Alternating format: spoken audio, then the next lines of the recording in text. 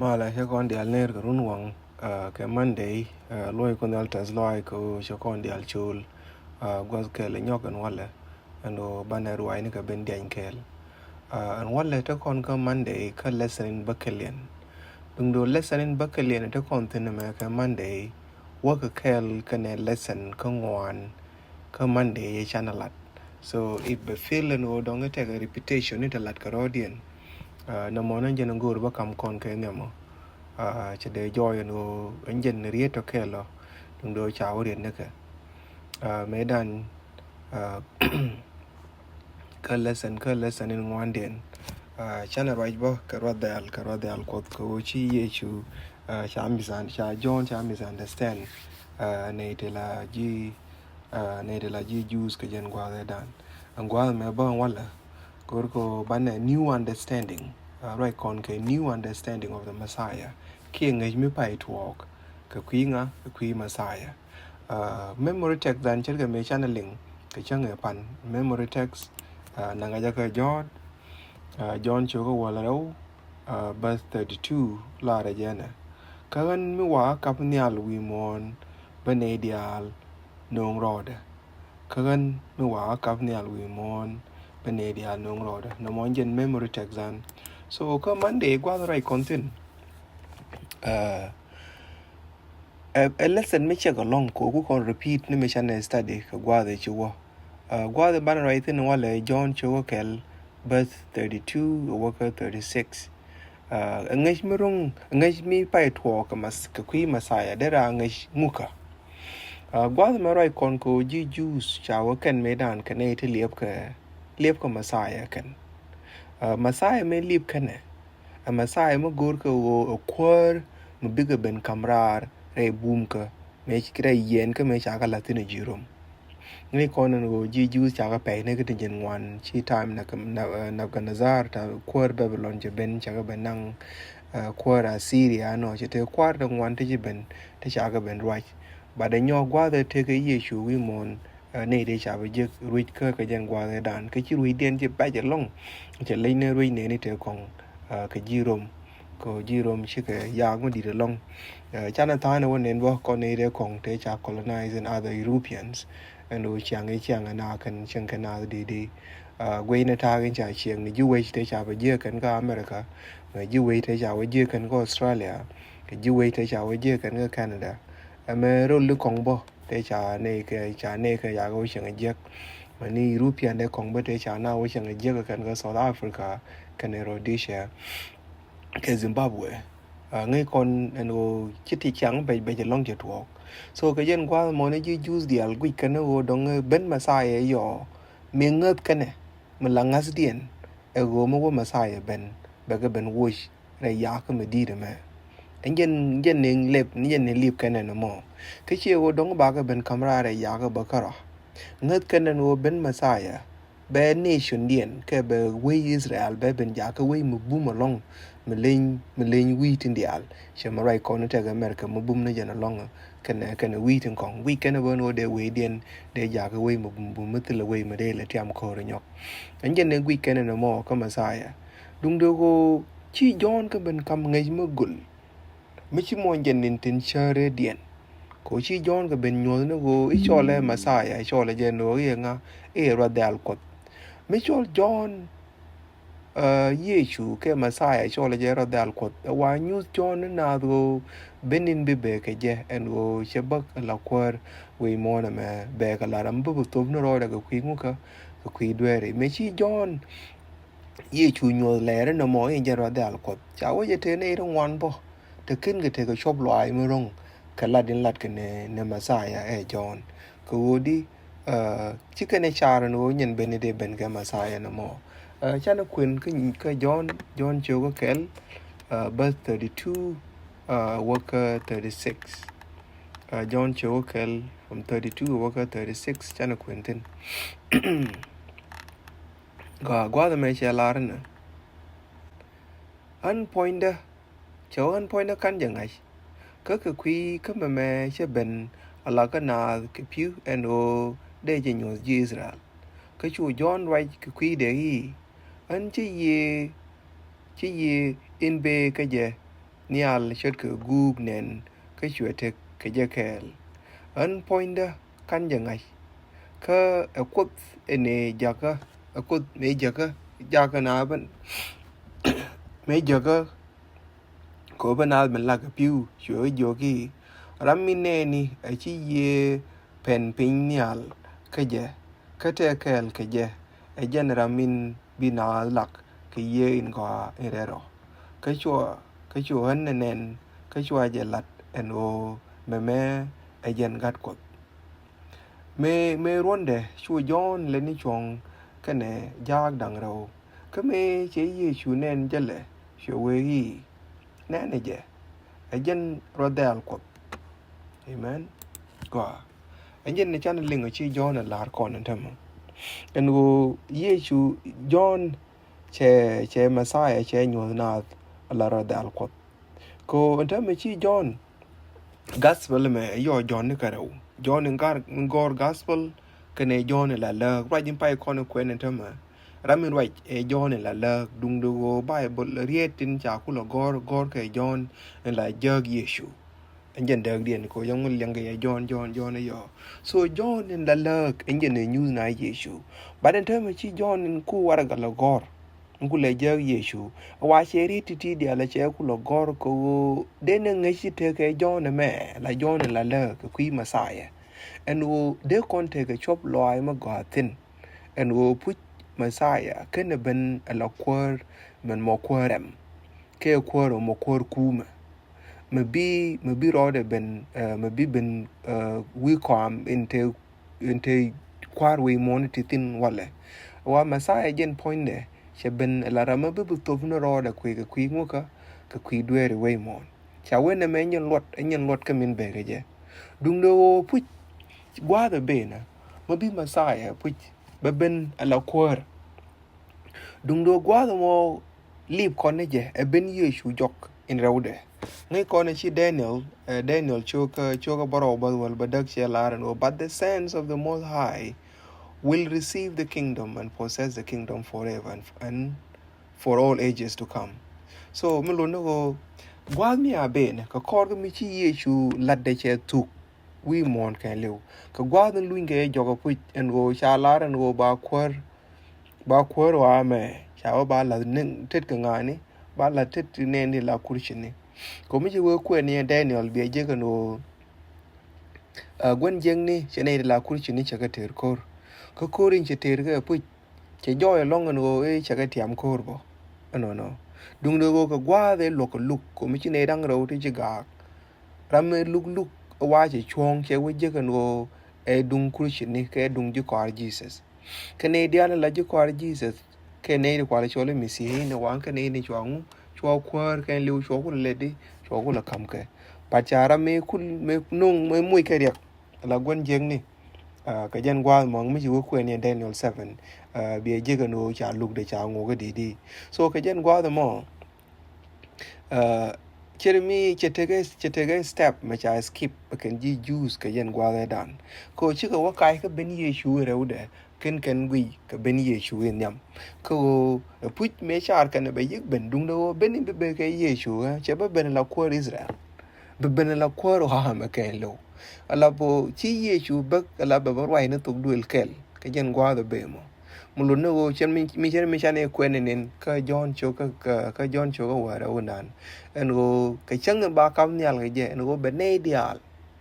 other words en in cha la ne dial ba ka tang version ni wa cha la ne dial la ge o be tidial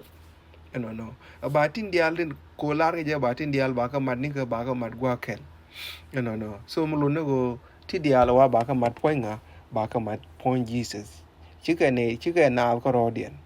no so chao ko gwa de bun ko gwa de cha Yesu cha bun tin en John point ne cheriet ke lar gwa me chana joge no mo e jen nga chana joge no mo enjen rodel ko cha we riet mo chi John lar no mo chana la mu ka ngai mi pai tuok ko kwinga ko kwi Messiah dung do ne me che ngai mi pai tuok bo labo John ke John la lak chai cher ka nang ni je ka rie te chi ai zai je go rai zai chu ka je nang ro chu ka je nang di we dok worker bus in baro dien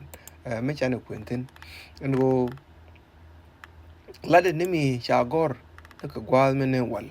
no me cha gor ai zai chu ka je nang di we dok bus in baro dien che lar ne che we cha je cheng je ai che chu ka ngode te le mi chalat chwa je boss chene ka rwa diaal mi wa ngot che biet chene ka del niam ram mi gut miem ke yen ken tok de lep ngu mi chi ai za kam kon ta me comparison ko wo che yi chu che chat ka ngu che chat ka pak da an wo je ne che biet tel mi che rit a chang ne me ya ka je ke ya ke di de dan chungut tel malade so in description ne cha ngu na ai za me ta me ka kui Jesus ke ka kui Messiah in description ngur John ke John la lek ka wo bi chub loy ne na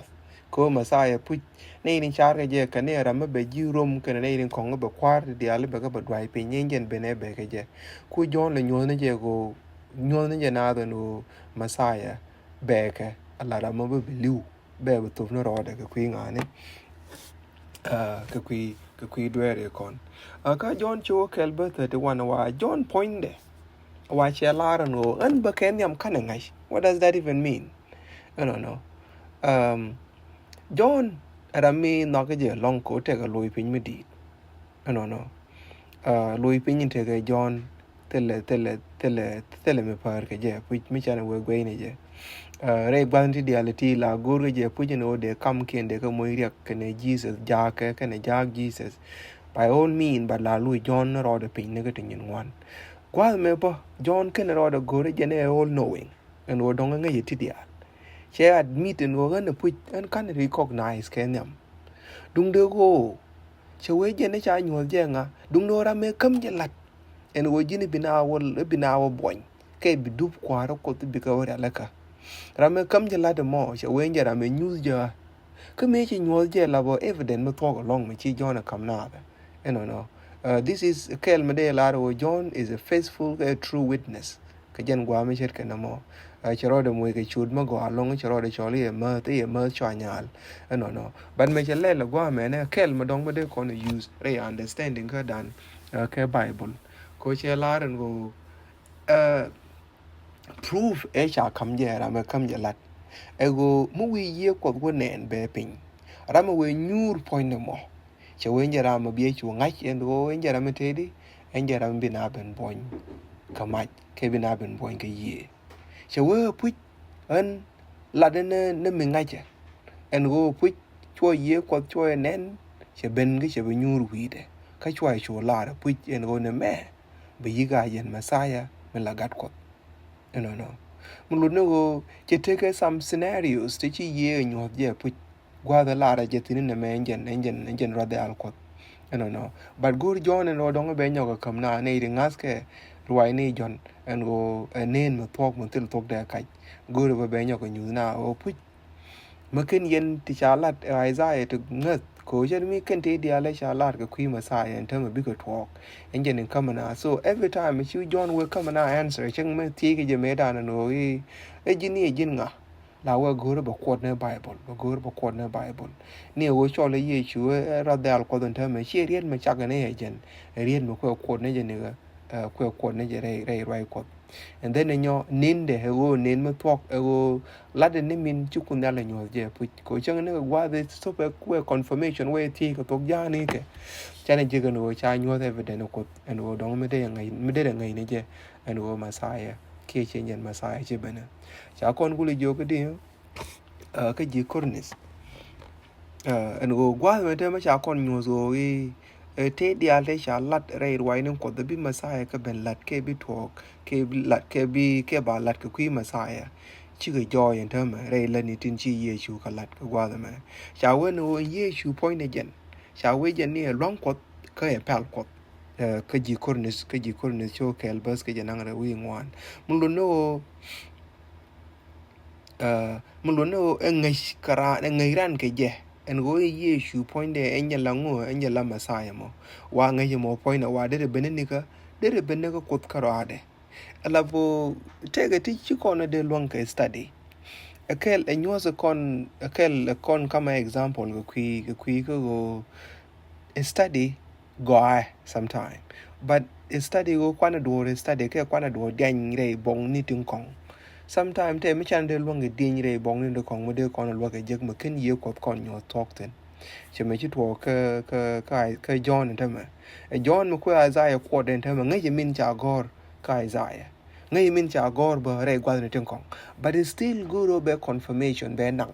ko go elra me jen ke che jen ma ni me che confirmation me talk che je e yo ba me ngai dan ke kristo wa ye ne chane de je ka ya lu ka theological books in e bi o bana bog ni to wan bana ka study min go ro nyo kon la min la ria ko study jaman and then me work university ke ti ka high school me go be paper be go ke go be book be go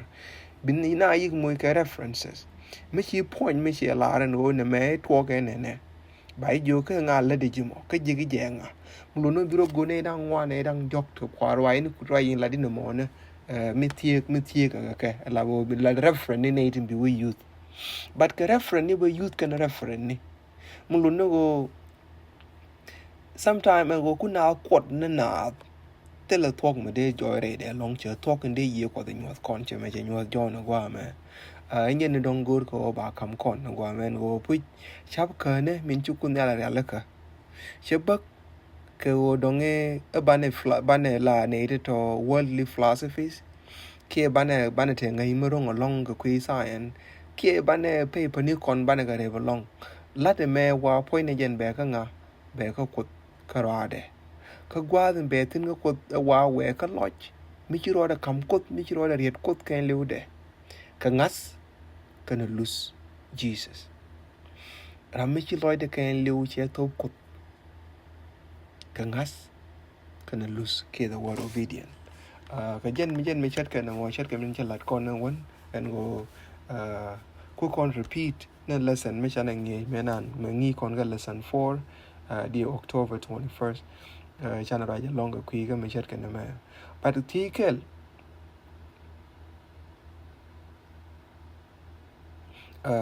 tikel en cha ti no kon ga jog wa me ne cha wo kon de kon talk ku Jesus de kon nga chi di en wo chero de tof ku dwere kon mi kana nyos kon kadera ka guide lavene menjen guru dong de kon ti ka rodan and wo sometime to kon ke our own personal revelations that shall come kon re jalle be kon ko dong cha kon ben boy gwal me to kon ke our own personal conviction te che nyos kon pu ngut ken kon we ye ngut ken kon no kon go ba kon boy ge chu Jesus te me che nyos kon ala po na mo na njen guru dong de ran share ba ka nei rin kon no go chết cái mấy chi John là lật chi na John chỉ nghĩ thế cái gì chun thế mà sẽ lật con cô mình ngã thì như phụ chân ôi gì chun như là mà sai à cô ra mấy giờ có cái diaal này cha buồn như buồn cái na thì John chẳng ngay phụ chân buồn như bao cột đến chế nhau cái lật cái ra mấy giờ cái con nhà lấy như chế nhột ôi ra mấy chân là mà sai mà mấy chân bỏ mình qua đây ngơ thì này giờ ôi gì chun như là gạt cột cái nhân cơ con nhà lấy nhân cột thuốc nó mà to được mà bao nhiêu nên để share cái này đừng còn cái đây này còn từ ngày đây này còn cũng là từ cái shop loại cái quý ngas cả mình từ cái gì share đông cái ban work deep into other theological study ni giờ này bên nào cũng là liên sometimes liên cái gì bảo cái nhân nên thọ đến mình chỉ shop loại đàn cái đông đây là mà đông cái đây rồi từ cái shop loại chỉ mấy chi John là cầm con anh thôi mà đây dùng cái đông world doctor thì quy con này hoài ni tin chán thì là cái nền điện cái quy Jesus có đứa con cũng là cái shop loại cái Giêsu như là Messiah cái đứa con cũng là ngắt anh dân nên God cái nó buộc mà cái dân nên let con nên study cái nền reality anh dân mới chết cái nó mo con nên bây giờ post cái bây giờ vô rồi vô cái nào cái liu bây giờ ngồi cái mấy bây giờ bên bờ cái Tuesday có bà con bên boss gan mà nên con đừng con mà nên đừng con trên bề cha nó pal cái mấy đó con mà rel gọi đó qua din rồi cái gì đó là anh chàng cô qua din là cấm có riết của tụi qua ra cái qua din chẳng cần cái chụp lôi ni ko dwo en gori ngai je gwa din go yidu min go enyen peace kanyara me white in diaal tin chore lôi ni nas kwara kwa din chang tela tong malat ka go ngai je no biladu min tok bia walat kwa din chen ka me che nyol jon en go yeshu nyen la masaya nga je ba gwara no gan mari me ngan point do ba gwara tin diaal leng ka rwai ni ti gwara no biga moy ka chop rwai ka lat e chilat bi mon ka kuida and go chine able to take a different expectation chet ka me jitwo ka God Israel ka jen gwada dan kwa dino wore loy ni ko ngini ko ke ji ngini ko ke andu ngade ase ko shodu shuru ga dum la kwara amen mala nya mandun ni punche che yene ka jan pa ko me ba ma mer ta ban ba kwan ka jon chu ko waro ta de to ko ta kan ma wa kam nyal bi mon bene dial no rɔɔdä jan chu ko ban tit kare jo ko kan mal kwara no ko bete kel ko kon dial ko ba kon bo re jalo wo